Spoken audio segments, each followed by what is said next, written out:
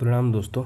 यदि आप ऐसे लिखने में अभी जीरो पे हैं तो भी आपको घबराने की आवश्यकता नहीं है कि मैं आपके लिए शुरू कर रहा हूँ 20 डेज़ निबंध चैलेंज। इस निबंध चैलेंज को यदि आप ईमानदारी के साथ दोस्तों फॉलो कर लेते हैं तो मेरा विश्वास मानिए कि 71वीं बीपीएससी मेंस में आप बहुत ही अच्छा आंसर लिख पाएंगे। नहीं मैटर करता है कि अभी आप किस तरीके के आंसर लिखते हैं, इस 20 डेज ऐसे चैलेंज को मैंने इतने अच्छे से डिज़ाइन किया है और आपकी ज़रूरतों के हिसाब से ही मैंने इसमें चीज़ों को इंक्लूड किया है। जो जो चीज़ें इस 20 डेज निबंध चैलेंज में इंक्लूड होगी वो आपके काम की बिल्कुल होगी और आपको अधिक से अधिक बीपीएससी में मार्क्स दिलाएंगी। तो इस 20 डेज निबंध चैलेंज को हम डे 1, डे 2, डे 3 के हिसाब से बढ़ते जाएंगे और 20 दिनों तक ये प्रोग्राम हम कंटिन्यू करेंगे। इस 20 डेज निबंध चैलेंज को आपको बहुत ही ईमानदारी के साथ पालन करना पड़ेगा, तब जाके एक बीपीएससी में बहुत ही अच्छा आंसर आप लिख पाएंगे और अच्छा आप मार्क्स गेन कर पाएंगे। तो हम आपको इस 20 डेज निबंध चैलेंज के आज ये पहला डे है। इस पहले डे में आपको मैं बताऊंगा कि इस 20 डेज में हम क्या क्या करने वाले हैं और किस तरीके से हम इस चैलेंज को आगे लेके बढ़ेंगे। तो हम इस चैलेंज को पहले समझ लेते हैं कि हम क्या करने वाले हैं इसमें।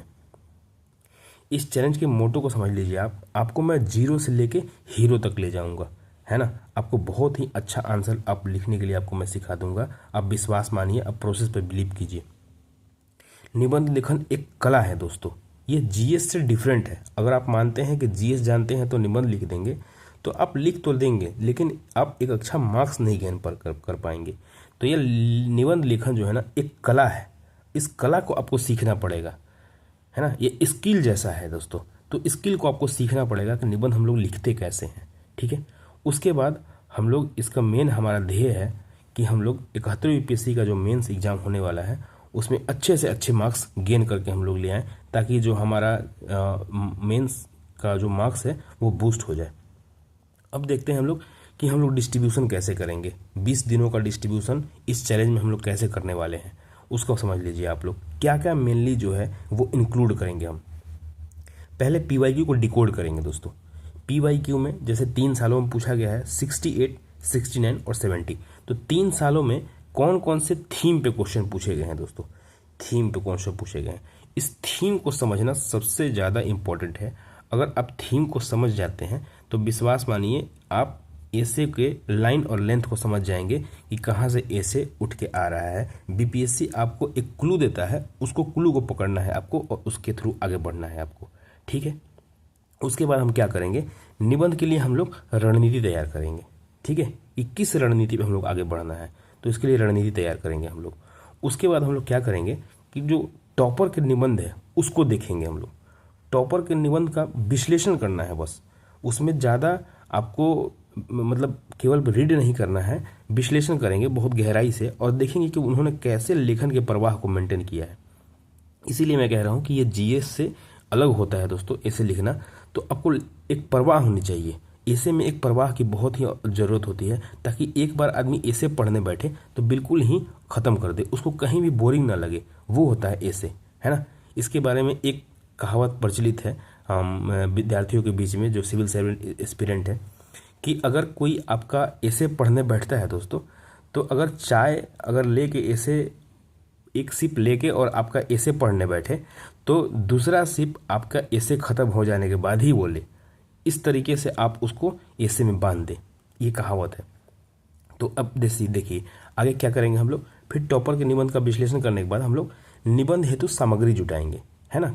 एक कला है तो कला को दिखाने के लिए आपको जैसे एक पेंटर को दिखाने के लिए उसको कैनवास चाहिए, ब्रश चाहिए, है ना।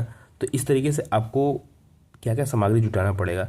कुछ फैक्ट्स जुटाने पड़ेंगे, कुछ डाटा जुटाने पड़ेंगे, कुछ रिपोर्ट आपको लेने पड़ेंगी, कुछ कहावतें, कुछ कोट आपको इकट्ठा करना पड़ेगा। वो सब मैं आपको इस वीडियो के थ्रू जैसे जैसे डे आगे बढ़ते जाएंगे इन सब पे आपको मैं डाटा प्रोवाइड कराऊंगा, सब चीज़ प्रोवाइड कराऊंगा और आगे बताते जाऊंगा कि हम लोग कैसे कैसे करना है, ठीक है।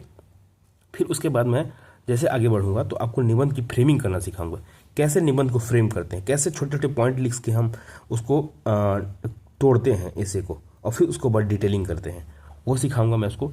उसके बाद पारा का जो पैराग्राफ होता है उसका कनेक्शन बहुत ही इंपॉर्टेंट होता है दोस्तों। तो जब तक पैराग्राफ का आप कनेक्शन नहीं समझेंगे ना, तो आपके ऐसे में वो प्रवाह नहीं आ पाएगा। तो इस पैराग्राफ को कैसे कनेक्शन करते हैं वो भी सिखाऊंगा मैं आगे बढ़ते बढ़ते। उसके बाद फिर मैंने जो निबंध लिखे हुए हैं अलग अलग टेस्ट सीरीज में या बीपीएससी में मैंने जो निबंध लिखे हुए हैं वो मैं आपको दिखाऊंगा, ठीक है। और उसके थ्रू भी आपको मैं कुछ कुछ चीज़ें सिखाऊंगा, उससे भी आप बहुत कुछ चीज़ें सीख सकते हैं, ठीक है। मेरे निबंध में अच्छे मार्क्स आए हैं तो उसको मैं दिखाऊंगा आपको कैसे सीख सकते हैं, ठीक है। उसके बाद फिर स्वयं आप, फिर मैं इतना आपको बना दूंगा उस लायक कि आप स्वयं से अब निबंध लिखने लगेंगे। आप खुद ही अपना निबंध लिखेंगे। इतने सारे चीज़ों पे काम कर लेने के बाद आप खुद निबंध लिखेंगे, अलग अलग टॉपिक्स पे मैं बताऊंगा, उस पे निबंध लिखने हैं आपको। फिर उसके बाद मैं ये समझाऊंगा आपको कि स्वयं का जो निबंध आपने लिखा हुआ है उसका कैसे आप विश्लेषण करें। बार बार निबंध लिखेंगे, फिर उसका विश्लेषण करेंगे और फिर एक अच्छा निबंध आप लिखने लग जाएंगे दोस्तों, ठीक है। तो ये है हमारे प्रोसेस, इसमें हम इन सब चीज़ों को फॉलो करेंगे। अलग अलग डे पे अलग अलग हम वीडियो लेके आएंगे, हमको जितना ज़रूरत होगा उस हिसाब से अलग अलग वीडियो को हम डे में ब्रेक करेंगे। आपको 20 डेज़ में आपको निबंध के लिए एक बहुत ही अच्छा मास्टर मैं बना दूंगा आपको, बहुत ही अच्छा आज ऐसे आप लिखने लग जाएंगे दोस्तों, ठीक है। तो ये है हमारा प्रोग्राम। और उसके बाद फिर अगर आपको ये अच्छा लगता है वीडियो और अच्छे लगे, डे आगे बढ़ते जाए, जैसे आपको वीडियो अच्छा लगता जाए, तो आप सब्सक्राइब करें चैनल को और हमारे इनिशिएटिव को और भी ज़्यादा अप्रिसिएट करें दोस्तों के बीच में, और लाइक और सब्सक्राइब कर दें दोस्तों, ठीक है। धन्यवाद।